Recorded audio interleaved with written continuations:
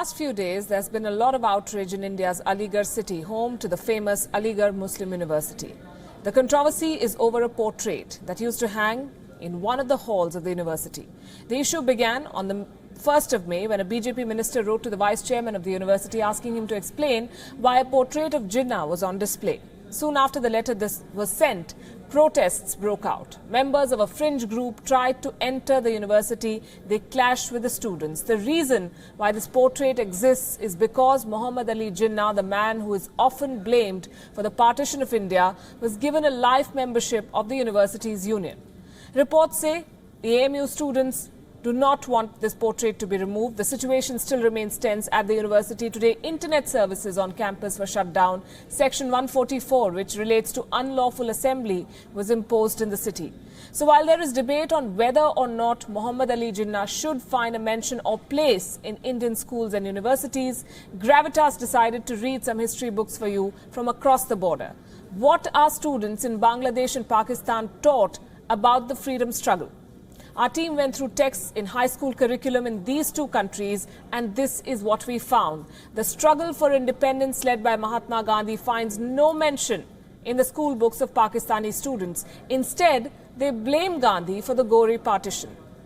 School students in Bangladesh have their own version of events that transpired before 1947. We'll take you through them in a bit, and I'm assuming most of you are familiar with what is taught here in India. Tonight's cover story on Gravitas explores these three versions of history. And we start with the event that triggered our research, the protests in AMU. Muhammad Ali Jinnah is not only the founding father of Pakistan, he's also a part of India and Pakistan's shared history. 70 years after independence, Jinnah is still a sore subject in India. The controversy at the Aligarh Muslim University is proof that India has not reconciled with its past, and some old wounds still have not healed.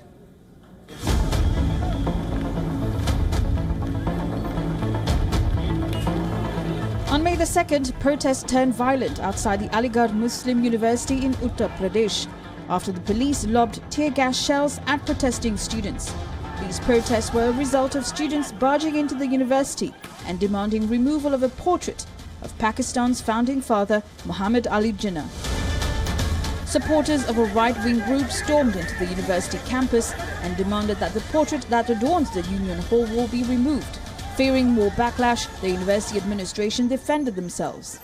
जहाँ तक जिन्ना की बात है तो 1938 में pre partition, आपको पता है पार्टीशन से पहले 1938 में वो यहाँ आए थे, तब भारत ज़ाहिर तकसीम नहीं हुई थी, तो उनको यहाँ यूनियन ने अपनी सदस्यता दी थी. तो ये जो है ये प्री पार्टीशन पीरियड है. A day later, the portrait of Muhammad Ali Jinnah was missing from the wall, a development that raised several questions. The student union of the university tried to save face and claimed that it was not just Jinnah's portrait but also others that were removed, and that much should not be read into it.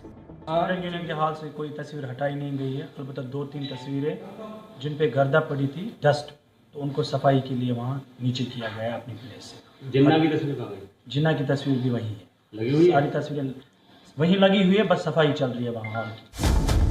The controversy began when the Member of Parliament from Aligarh, Satish Gautam, wrote to the Vice Chancellor of the university and sought a justification for putting up Jinnah's portrait, which has been hanging at the university since 1938. But the fact that he conveniently ignored was that, as per AMU's tradition, its student union grants honorary memberships to prominent personalities, and pictures of all these members, including Jinnah and Mahatma Gandhi, adorn the university's office walls. There has been no response from the state government so far or any arrest in the case. But the university students are determined to ensure justice is meted out, even threatening to escalate the issue with the National Human Rights Commission if the state administration fails to do its job. The Aligarh Muslim University is not new to controversies, and this is no different. But can anyone deny that Muhammad Ali Jinnah is a crucial part of India's history? Bureau Report, WION.